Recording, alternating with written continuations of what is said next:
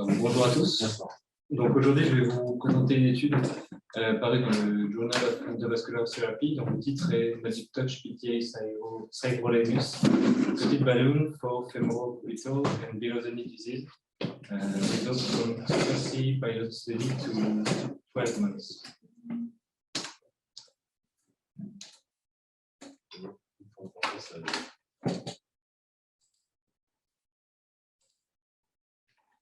Pour introduire le sujet, donc la revascularisation endovasculaire est la technique de première intention pour revasculariser les lésions des artères des membres inférieurs.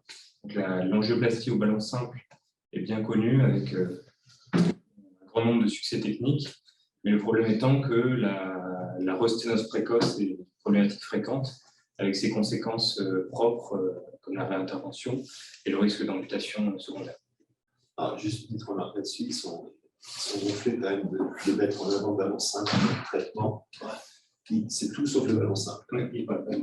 Il y a le stent actif, les ondes ballon actifs, le stent ouvert, peut-être le stent résorbable, tout sauf le ballon simple. C'est parle de ça dans l'introduction. Ça en est qu'un comparateur.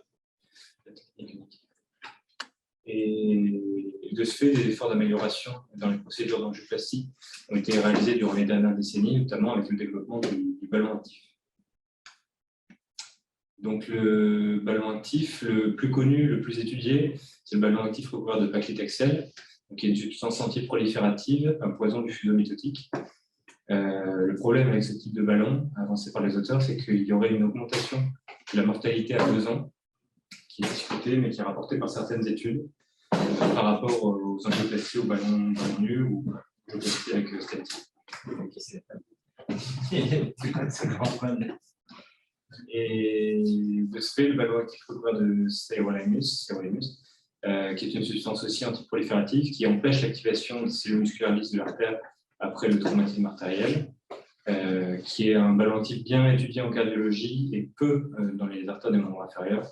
Et les cardiologues ont prouvé son effet antirosténotique pour les artères coronaires. C'est une technique qui est sûre et qui est pour eux plus efficace que le paclitaxel dans les études qui ont été menées en cardiologie. Donc ici, on va l'étudier pour les lésions des membres inférieurs.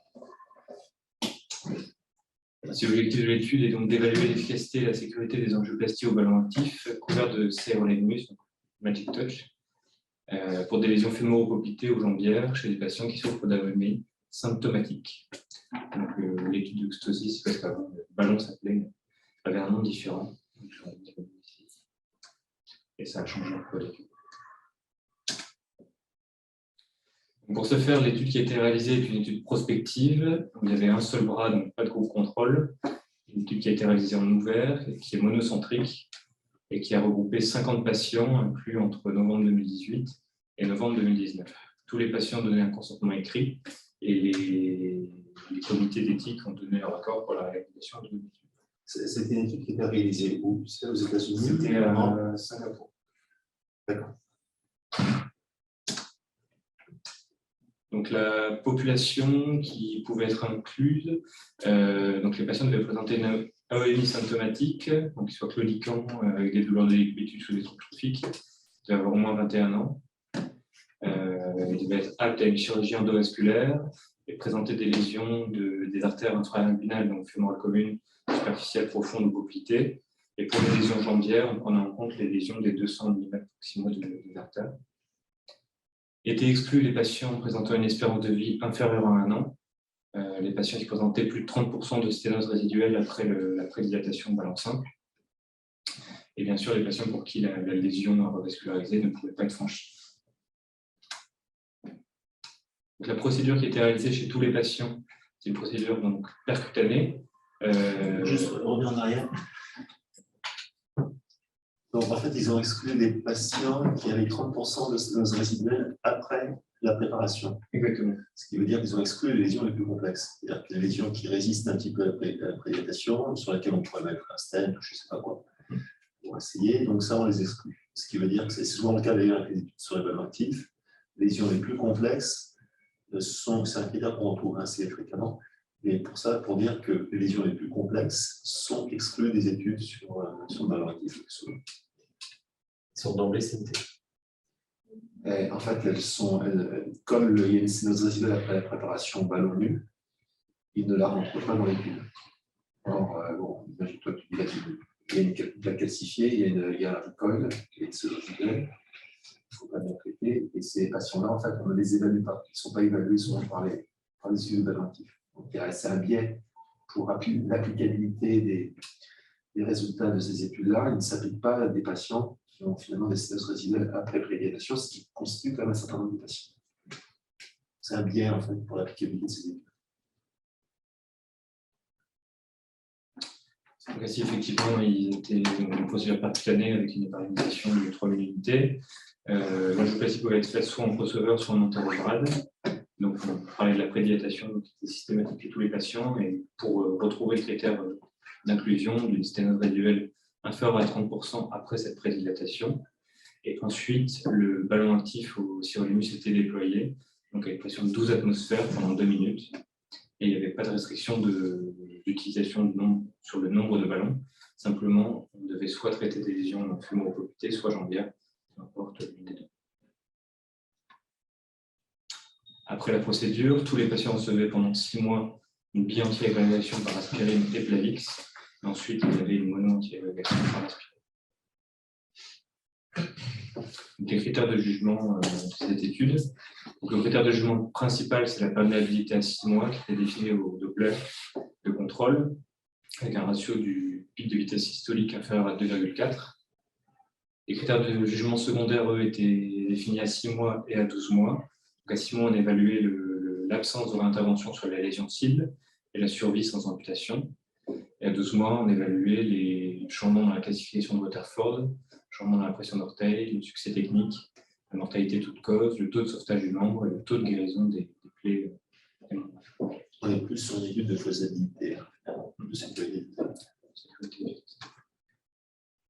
Donc, passons aux résultats. Donc, 55 patients ont été initialement inclus dans l'étude, et sur eux, seulement 50 ont été vraiment inclus et rencontré les critères d'inclusion. Justement, 3 patients n'ont pas rencontré le critère d'inclusion sur la post-prédilatation, et 2 patients présentaient une dissection polylitant. À 6 mois, 40 patients sur les 50 ont été évalués pour le critère de jugement principal et les critères secondaires. Et à 12 mois, donc à 1 an, 36 patients sur les 50 ont été évalués pour les critères de jugement secondaires. En fait, là, il y a un truc qui ne va pas, c'est que 40 patients sur 50, on est à plus 10% de perdu.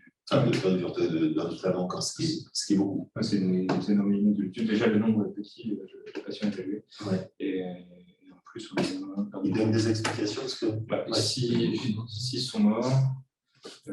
Un c'est pas présenté pour une fracture. Une personne a eu une amputation de son membre. Il n'y a pas eu perdu de vue à proprement parler, mais 2 ne sont pas présentés au suivi. Donc, on a 2 sur les 10. Et ici, à peu près les mêmes raisons.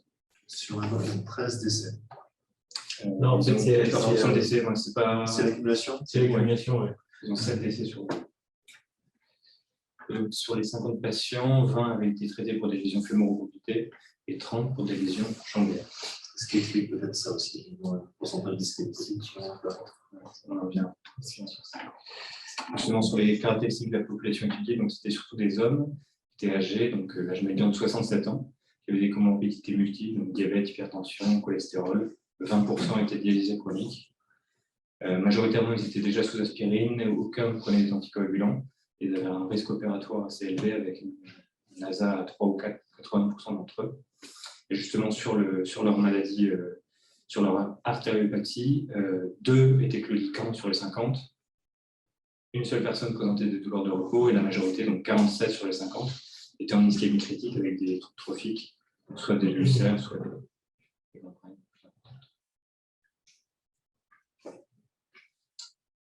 Les lésions qui étaient revascularisées, donc, elles mesuraient en moyenne 227 mm. La majorité étaient des sténoses, donc 60%, et 36% étaient des occlusions. Et il y avait seulement une grosse sténose intrastent. Et post-dilatation de ballon actif, 4 des procédures ont nécessité la mise en place d'un stent et sur ces procédures, 26% étaient réalisées en crossover. Passons maintenant aux résultats principaux de l'étude. Donc, sur le critère de jugement principal, la perméabilité à 6 mois, on voit que sur les patients qui étaient traités au ballon actif, 80% avaient rencontré le critère de jugement principal, 88% en fémoropoplité et 74% en jambier. À 6 mois, 90% des patients n'avaient pas besoin d'intervention sur la lésion cible et environ 86% n'avaient pas besoin, étaient libres, n'avaient pas nécessité d'amputation sur leur membre inférieur. Ensuite, à 1 an, on voit que la perméabilité a baissé de 14% environ, qui se retrouve sur tous les patients à 66,7%. Il n'y a pas eu besoin de réintervention pour 89% des patients. L'amputation, les patients qui nécessitaient une amputation étaient 19%, donc la majorité n'ont pas eu besoin. Il y a eu 14% de décès justement dans l'étude avec les 7 décès qu'on avait retrouvés sur le premier tableau.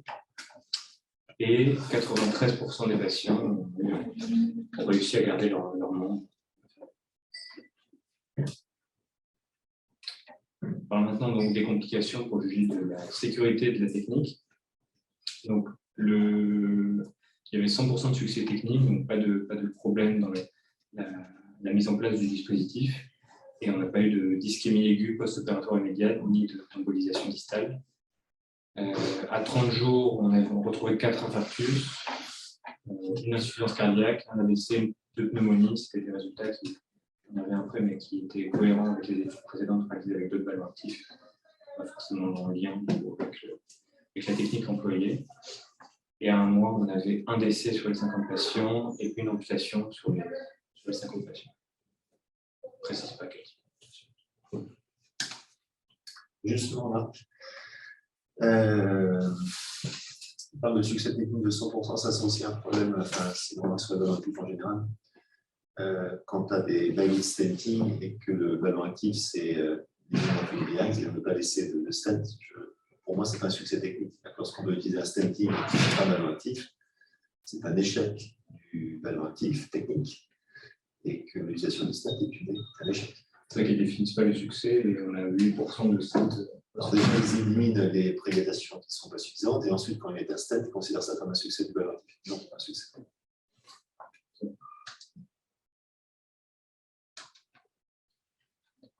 Donc, tous ces résultats se traduisaient de la classification d'autrefois par un tableau qui était un peu complexe, mais sur aussi la pression d'orteil avec des résultats qui étaient significativement augmentés à 6 mois. Autour de 80 en fémoropoplité et 70 en jambier pour les patients traités au ballon actif. Donc, les résultats principaux de cette étude montrent que l'utilisation du ballon actif au sirolimus ne pose pas de problème de sécurité particulier, il n'y a pas de complications liées à l'emploi du matériel. Les auteurs disent que les résultats sont plutôt prometteurs à 6 mois, tant sur l'efficacité que sur les résultats cliniques. Et ces résultats se maintiennent à 12 mois, et c'est la première étude à le montrer jusqu'à cette période. C'est des résultats qui se trouvent tant en fémoropoplité qu'en jambier. Et tous les chiffres de sécurité et d'efficacité sont concordants avec les études précédentes qui avaient été faites avec le ballon actif au Paclitaxel. Par contre, les limites de cette étude sont, on a parlé donc le petit nombre de sujets, avec 50 patients inclus, le fait qu'il n'y ait pas de groupe contrôle, qu'on évalue simplement le ballon actif sans comparer à une autre technique, avec beaucoup de pertes de vue, donc 28% à 1 an qui n'ont pas pu être évalués pour les critères de jugement. On évalue uniquement la sécurité précoce à 1 an. On ne sait pas ce qu'il en est du devenir ensuite, notamment pas qu'il on a vu que l'augmentation de la mortalité était à long terme au-delà de 2 ans, prouvée par certaines études, mais ils annoncent qu'il y a une prochaine publication qui continue à évaluer les mêmes patients qui viendra, mais cette fois-ci à 2 ans. Et les auteurs critiquaient également que le suivi était réalisé par Doppler et pas par angiographie, pour être moins précis. C'est plutôt mineur par rapport à ces limites-là. Pour conclure, l'utilisation de ballons actifs océolumus semble sûre d'emploi à 1 an et elle a une efficacité prometteuse tant en fémoromobilité qu'en janvier. Le gros souci de cette étude, c'est qu'il n'y a pas d'évaluation comparative. Et justement, les auteurs en ont bien conscience, c'est pour ça qu'ils préparent 2 études, donc Future, SFA, RCT, donc l'étude qui va comparer le ballon actif océolumus au ballon simple, ou pas au stilting, ou en tout cas pour l'instant qui sont comparés au ballon simple, en fémoromobilité et en janvier. Donc, il faut passer de l'étude pour la suite.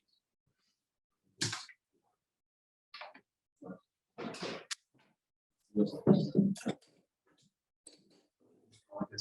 faut savoir qu'en France, et je pense en Europe, l'étude fémoromobilité. La première partie, donc SFR, RCT, ballon actif, ballon simple, c'est considéré comme non éthique. C'est-à-dire qu'on ne compare plus le ballon actif qui a fait déjà ses preuves par rapport au ballon simple. Mais si on veut le comparer, on compare soit un autre dispositif, soit un autre ballon actif en faisant même une étude de non-infériorité. Et voilà. C'est ça. En fait, depuis déjà 1 ou 2 ans, notamment l'étude de BioPact qu'on a fait comparant le ballon actif luxe biotronique versus Pact. C'était ça le rationnel derrière, c'était de comparer le nouveau ballon biotronique versus un ballon référence qui est le biotronique et pas versus l'angioplastie. Ce qui paraît légitime, puisque tous les études de ballon actif ont montré la supériorité. Donc, on va comparer, étudier les patients dans une étude par rapport à un traitement pour sein inférieur. Par rapport à un traitement de référence, qui est maintenant plus ballon actif, c'est pas qu'ils sont eux, pas le ballon simple. Ok, commentaire là-dessus. On a discuté il y a très longtemps de ces ballons actifs sur les mus. Oui, il y a un problème dans la population d'études. Par rapport au nombre de patients et puis la gravité de ces patients. Après, c'est vrai que c'est très centré avec le jambes finalement. Donc, il y a très peu de claudiquants. Je ne sais plus les lésions FEMPOP, il y en a un pourcentage. C'est 40%. C'est une influence majeure sur la mortalité. Donc, ils ont une gamme de ballons qui peuvent être traités le janvier et chez morbidité. Ce qui est étonnant pour une étude, c'est une étude intéressante. C'est vrai qu'on peut toujours trouver des alternatives à des traitements. Et ce qui est étonnant, c'est que pour une étude de faisabilité comme ça, ce ne soit pas plus sérieux en termes de suivi. C'est quand même assez étonnant que de perdre quand même autant de patients, mais pas avoir renseignement. Perdre normalement verrouillé, quoi. Alors, il y a peut-être eu des problèmes. Non, c'est 2018, c'est ça 2019. Ouais, il y a peut-être eu des soucis avec le Covid, peut-être sur le suivi, peut-être ça aussi. C'était Singapour. Ouais. Il y a beaucoup d'études pour le moment qui ont été impactées, on va voir dans les mois qui viennent par Covid, par manque de suivi. Peut-être ça aussi, mais ils en parlent pas. Donc l'étude qu'on lance ici, c'est le même profil, c'est-à-dire que c'est un registre prospectif qui étudie la faisabilité d'un ballon actif. Une boîte américaine, c'est CVT, franco-américaine. Et pour des lésions, par contre, beaucoup plus, je dirais, limitées, c'est des lésions uniquement fémoromobilité, qui sont limitées à 15 cm de long. C'est vraiment là, c'est plutôt assez classique. Parce que là, on avait des lésions très complexes, en fait. Parce que 26 cm en fémoral. 200. Ah oui, 22. Ok. Bon. 30% moins de 30% de lésions résiduelles sur les lésions sur des lésions longues. Ouais. Oui, c'est vrai, c'est un critère d'autant plus compliqué à obtenir quand on a des lésions longues, donc c'est vraiment des lésions très simples. Effectivement, il y a des lésions qui paraissent longues, un peu complexes, et à la fois un taux de sténose qui n'est pas si grand que ça.